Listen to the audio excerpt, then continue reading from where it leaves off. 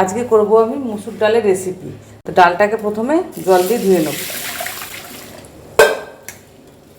NEET ঝঞ্ঝাটে এত সুন্দর একটা রেসিপি হয়ে যায়, এইভাবে চট করে বানিয়ে খেলে খেতে খুব সুন্দর হয়। ডালটাকে ভালো করে ধুয়ে নিয়েছি। এর মধ্যে এখানে কাঁচা লঙ্কা ফেলে রেখেছি, কাঁচা লঙ্কাগুলো দিয়ে দেবো, আর পেঁয়াজ কুচানো দিয়ে দেবো, আর দেবো পরিমাণ মতো সর্ষের তেল, আর দেবো পরিমাণ মতো নুন।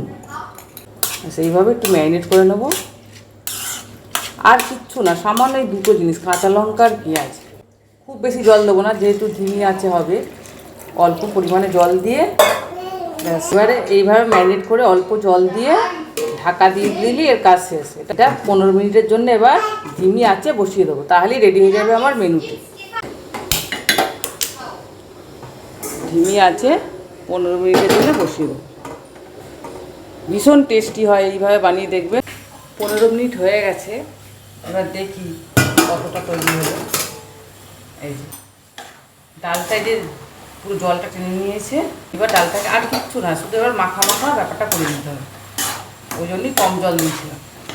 ডালটা কিছুটা শক্ত থাকবে, পুরো ডালটা কিন্তু নরম হবে না, তবে টেস্টটা ভালো লাগবে খেতে। ব্যাস, আমার গ্যাস অফ করে দিলাম। ডালের রেসিপি রেডি। গরম গরম অবস্থায় আরেকটু সর্ষে তেল ছড়িয়ে দেবো, তাতে টেস্টটা আরও ভালো হয়।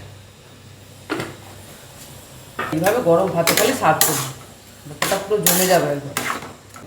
এত সুন্দর একটা সেন্ট ছাড়ছে। একটুখানি নিয়ে দেখি, ভীষণ গরম, তাও একটু টেস্ট করি যে নুনটা ঠিক হলো কিনা। বাও, সব ঠিক আছে, গরম গরম দারুণ হয়েছে, দারুণ। এরকম আপনারা বানিয়ে দেখবেন। ডাল তো সবসময় খাওয়া হয়, পেঁয়াজ লঙ্কা ফোড়ন দিয়ে যেসব ডাল করি, ভাতের সাথে যে ডাল মাখায়, কিন্তু এই ডালটা এভাবে হালকা সিদ্ধ করে একটু পেঁয়াজ লঙ্কা দিয়ে করে দেখবেন, এত সুন্দর টেস্ট হয়। এটা গরম ভাতে যায়, গরম গরম রুটির সাথে যায়, সবের সাথে একটা খুব ভালো যায়। আজ এই ডালের মেনু আমার রেডি। আজ তাহলে আসি, টাটা।